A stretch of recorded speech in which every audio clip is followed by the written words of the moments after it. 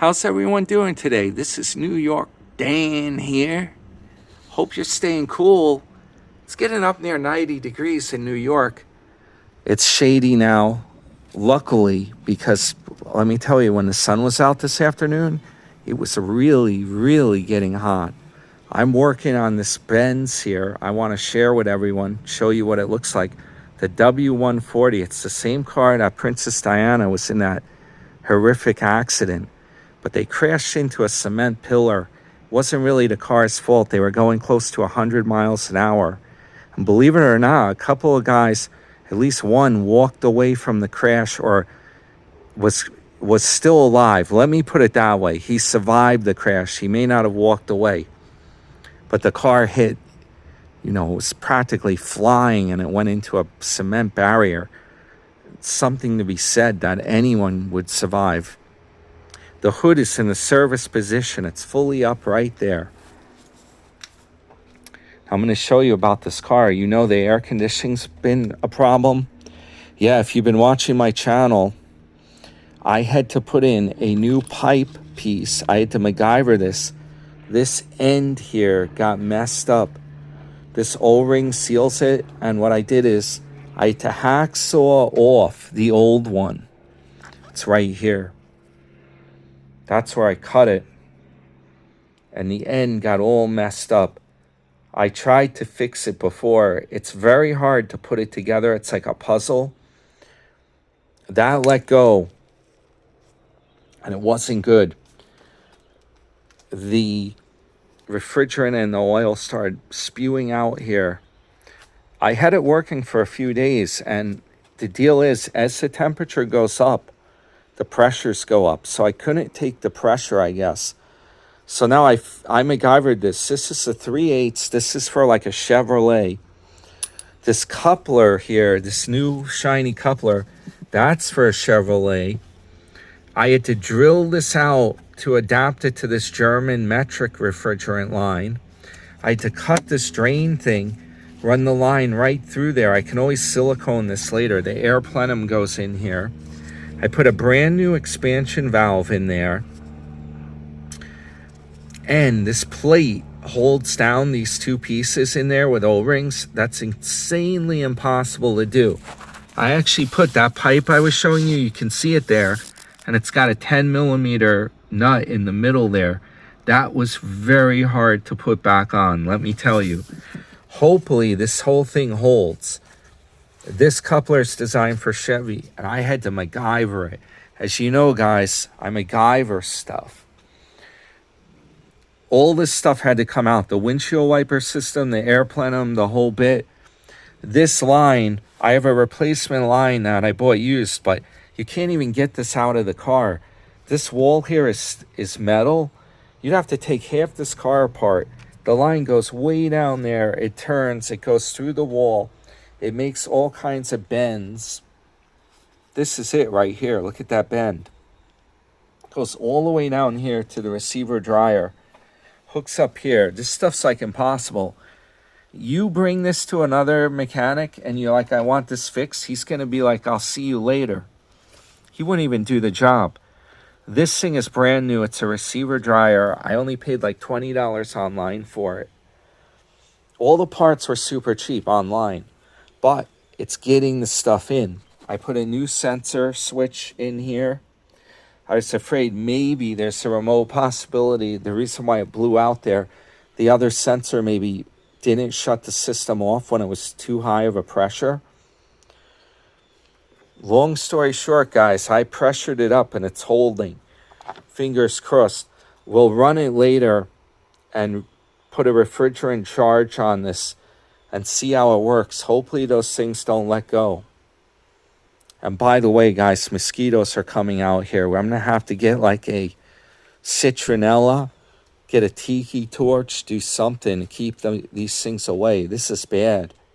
Soon as it gets cooler out, all of a sudden mosquitoes. It's like Florida.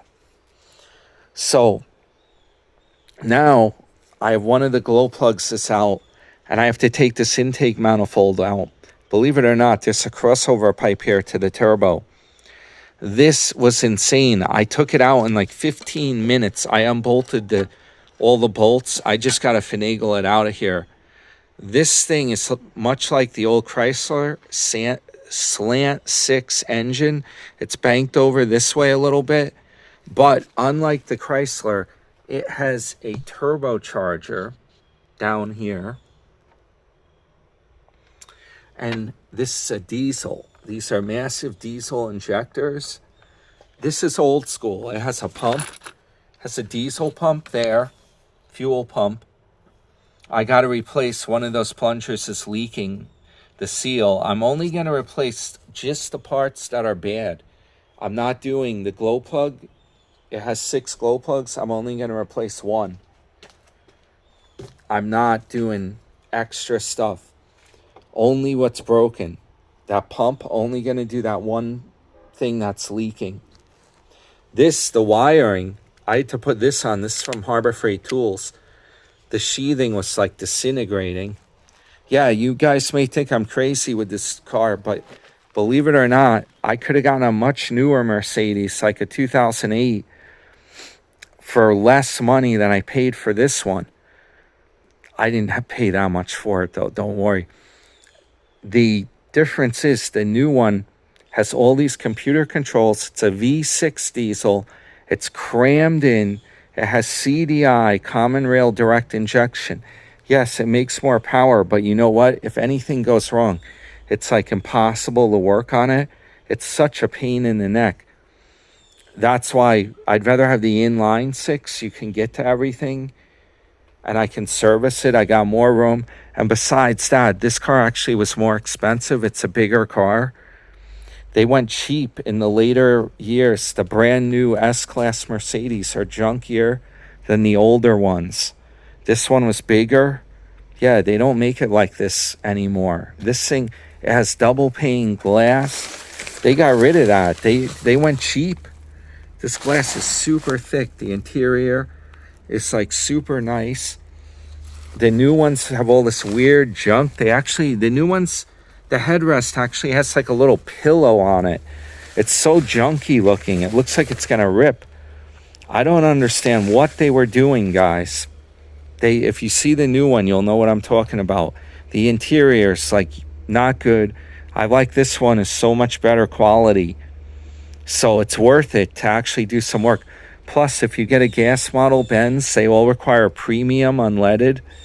Premium gas, the gas models. So with this one, it's really economical to run. It gets very good gas mileage. It doesn't have a ton of power, but it has enough. Yeah, so that's what I'm up to today. Mercedes, baby. W140. It's called the 300 SD. It's a 3.5 liter inline 6. The next thing I gotta fix, I had a used one I bought for $50. Is this heater valve, because my heat is stuck on. Part of this is allowing the heat to be on even when it's hot out. So I'm working on it. We're getting there with this thing. And now I'm going to get the manifold off this evening and see if I can tackle that glow plug. And hopefully the glow plug doesn't like break off or it's always a risk. It can break off in the pre-chamber. Have to be real careful with this one. All right, guys. Hey, I hope everyone's dealing with the heat okay. Hope you're having a good afternoon or evening. It's already around 6 o'clock here. And it's hot. It's hot, baby. So, kind of a crazy thing to do. Work on your car when it's super hot out, right? And mosquitoes. Hit the thumbs up. Your friend, New York Dan. And yeah, I just was going to post this one, and I'll see you guys. I have a great videos coming up next. All right, guys. Hope you have a good one. Stay cool.